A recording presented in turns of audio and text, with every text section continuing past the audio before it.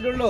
नमस्कार, प्रणाम। हमें अरविंद अकेला कल्लू। हाँ, मैं पूनम दुबे। और इतने लोग हैं कि हम इंट्रोडक्शन दे देंगे तो 10 मिनट का वीडियो हो जाएगा। लेकिन कश्यप जी, पंकज जी, गोल्डी भैया, हमारे सारा बनारस के कोरस ग्रुप, फीमेल अखी जी, बॉबी सर, गोल्डी सर, जितना लोग जुटल बा सब लोग ये बतावल चाहता कि एगो बहुत ही धमाकेदार सॉन्ग अन्नपूर्णा फिल्म्स के चैनल पे रिलीज हो गई बा।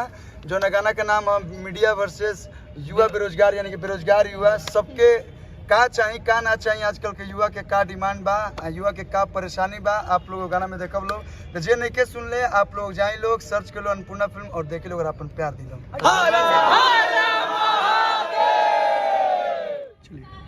नमस्कार, प्रणाम आप सबके भाई, हम अखिलेश कश्यप और आप सब देख रहे बन यहाँ सब अभी डिजिटल पर छा गई बनी जाए। यहाँ के मिठू बाबा और भोजपुरी की सुपरस्टार एक्ट्रेस पूनम दुबे जी और उनको हमारे अभी जीते हुए मुखिया जी वर्तमान मुखिया जी और हमारा छोटा भाई विवेक जी बक्सर से, और ये लोग हमारे ब्यास जी बताएंगे। बताइए। बड़ी खुशी की बात बा, बड़ी मतलब अच्छा बात बा कि बक्सर जिला के हमारे दोनों भाई लोग के गाना डिजिटल आज फेसबुक के माध्यम से ये लोग ऐसा एगो मुहिम छेड़ले बा लोग।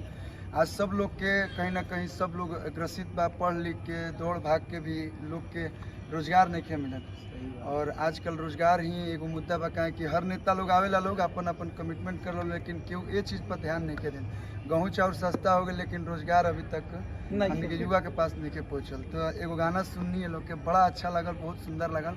तो हमने के दिमाग में ही ना रहे कि हमारा गाना गवाही के बाद हम अखिलेश भी कहनी तो अखिलेश भी कहनी नहीं, पहले मिलल जाओ और मिल के इतना अच्छा लगता। और हम ये कामना करब कि आगे भी वो लोग ऐसा ऐसा मुहिम अपना गायकी के माध्यम से, अपना कॉमेडी फनी अंदाज से लोग गाए, लोग हमने के पूरा साथ दे। मित्रों बुझाई लानु का कहनी है ब्यास जी, ध्यान देवे के होई। इतना दिल खुश भइला न कि हमनी के गाना पर तो ढेरे लोग गावल हलो, लेकिन छेछा लेंदर कर देला लोग। खैर सब समर्थन दिले बा, मीडिया बंधु जितना गायक सब कोई आरोवा सब तो कहे कि नहीं, खेरवा सब तो बिछले हर कर देनी है। बहुत बहुत धन्यवाद। देश में आई मुहिम के सुंदर से भैया लिख देनी जानते बानी, और ओकरो ज्यादा सुंदरता से यहाँ के उतरनी और तो कहीं के नहीं खेता। अब जैसे हमनी के प्यार देने जाओ सही गाना के प्यार दे जा, और मान के चली कि अगर तनी हाला गुला कैला ले, तनी मनोरंजन कैला ले, 2-4 को नौकरिया मिल जाए तो सुकलान हो जाए, तो ध्यान दे देवे के इन लोगों की इतनी मेहनत से अगर हमारी सरकार किसी 5 युवा के भी जॉब दे देती है तो हम लोग अपना सारा मेहनत सार्थक समझेंगे। हमने सरकार देव चाहे ना देव, लेकिन भैया लोग के गाना से 20 लोग के घर चल जाए सब सिंगर राइटर लोग के। तो चलिए, हमारे भाई हैं बक्सर से हैं, छोटे छोटे, और हम लोग जब शुरू से बक्सर में रहत रहे, गीत ना लिखत रही, तब से ये लोग के प्यार मिलेला और ये लोग अभी पूरा देश में वायरल वाला। और ये पूनम जी हैं, इतना अच्छा हमारे टाइगर जी के साथ अभिनय किए हैं,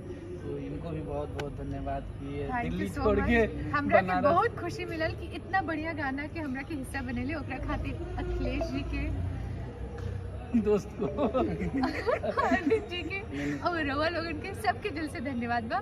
और आप लोगन से यही नहीं हो रहा बा, यही विनती बा कि ई गाना के अपन ढेर सारा प्यार दी और ज्यादा वायरल करी।